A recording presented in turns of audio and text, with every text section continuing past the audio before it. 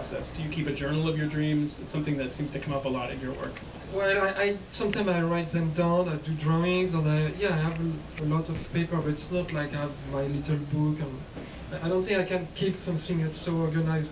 But I have a very bad sleeping pattern, and I sleep very little. But from what I read in some books, is if you sleep, if you skip a night of sleeping, the next night you will have your REM sleep doubled.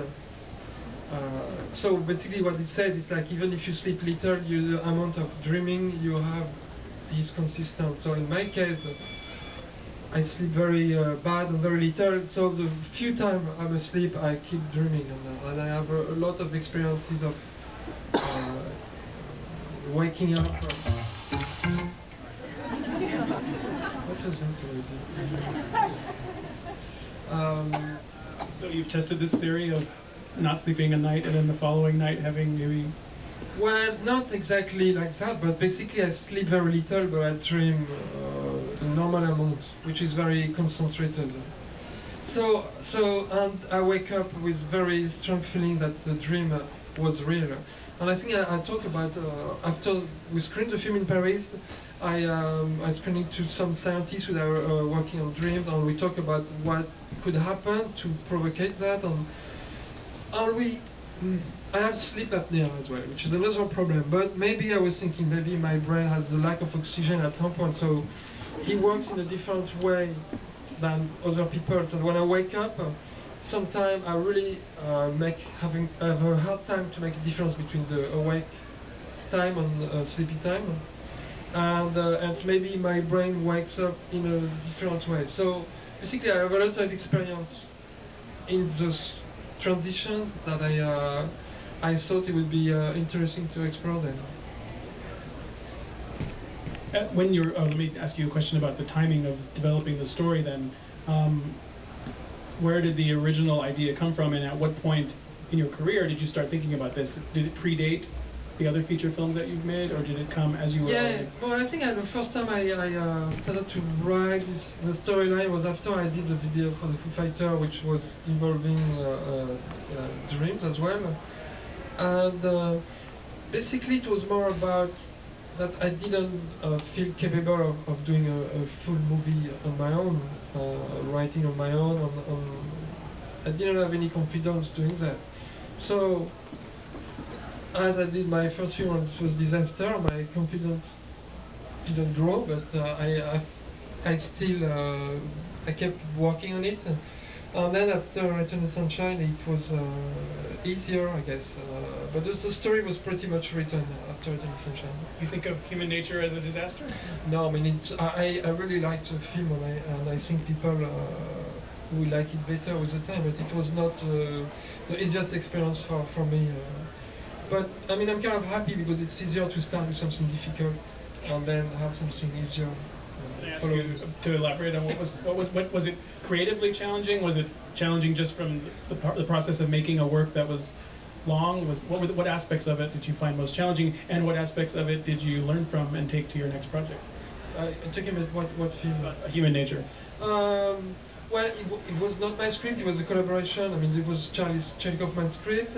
I was very shy about changing things. Clearly, some of the elements in it I didn't totally understand. I mean, there is some philosophical element that maybe I should have explored.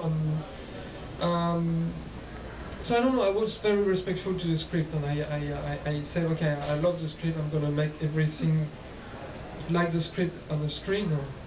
And what I learned from that is to preserve the creativity at every stage of the making of the film, which go from the screenwriting, of course, which in this case I didn't participate, to the directing, which means not coming on the day of the shooting with a complete preconceived idea for the actor's position, and then carry on with this process during the editing, where everything can be moved around and be recreated. So I really learned that from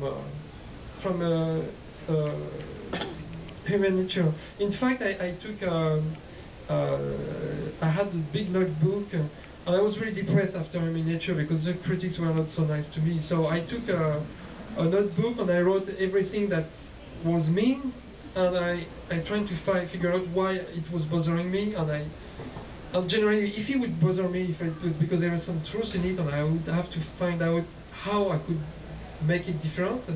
So I had this 40-page book that became like my... yeah, it was pretty long, but it really helped me when I did Eternal Sunshine. Every day when I would go to the shooting, I didn't want to forget what I had, the goal I set to myself. And I recommend the notebook with the list. It's very good. So it was 40 pages just from human nature. Yeah. I wanted to, I've lost it now, it's too bad, there was a lot of good ideas. How did when you went to make the next film, Eternal Sunshine, collaborating with the same writer, how was the process different, or how did your collaboration change, having that confidence of perhaps having worked with him already, and then also these lessons that you learned from that? Yeah, well, I have to say, it's not the confidence. It was not the confidence. That was my strength. It was my lack of confidence. But I was determined to challenge myself and go on and carry on doing it. I was in this position when I felt like everybody wanted to do this movie because Charlie Kaufman was famous and his script was great, and it was great.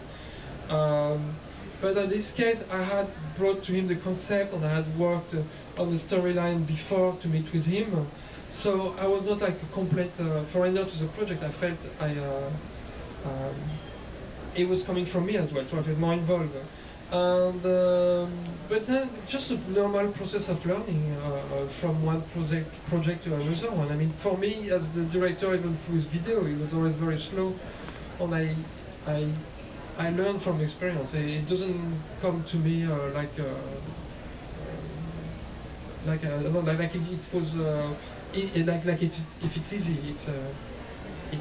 It comes with time and with experience. And the problem with feature film is like you wait 2 years before to project, and sometimes you feel you're starting from scratch the second time, and you have to.